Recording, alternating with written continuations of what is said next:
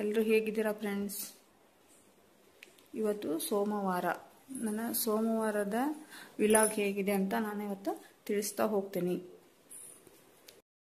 Friends. ಇವತ್ತು ಸೋಮವಾರ, ಇವತ್ತು ಹುಣ್ಣಿಮೆ ಇರೋದ್ರಿಂದ ನಾನು ಯಾವ ರೀತಿ ಪೂಜೆ ಮಾಡಿದೆ, ಏನು ತಿಂಡಿ ಮಾಡಿದ್ದೆ ಅಂತ ನಾನು ವಿಡಿಯೋದಲ್ಲಿ ಹಾಕ್ತೀನಿ ಫ್ರೆಂಡ್ಸ್.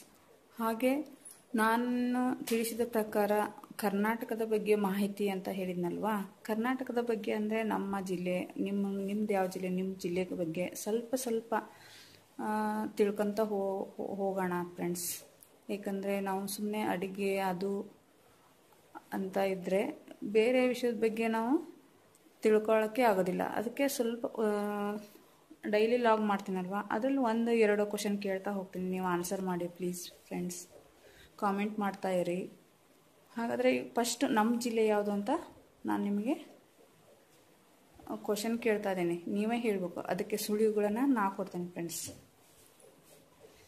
ಯಾಲಕ್ಕಿ ಕಾಯ ಸುಲಿದು ಮಲ್ಲಿಗೆ ಹೂವ ಮಡಿದು, ಯಾಲಕ್ಕಿ ಕಾಯ ಸುಲಿದು ಮಲ್ಲಿಗೆ ಹೂವ ಮಡಿದು, ಒಳ್ಳೊಳ್ಳೆ ಅಡುಗೆ ಮಾಡೋ ಚಂದುಳ್ಳಿ, ಒಳ್ಳೊಳ್ಳೆ ಅಡುಗೆ ಮಾಡೋ ಚಂದುಳ್ಳಿ ಮಾವನ ಮಗಳೇ, ಮಾತಾಡೋನೆಂದರೆ ಮನೆ ದೂರ, ಮಾತಾಡೋನೆಂದರೆ ಮನೆ ದೂರ.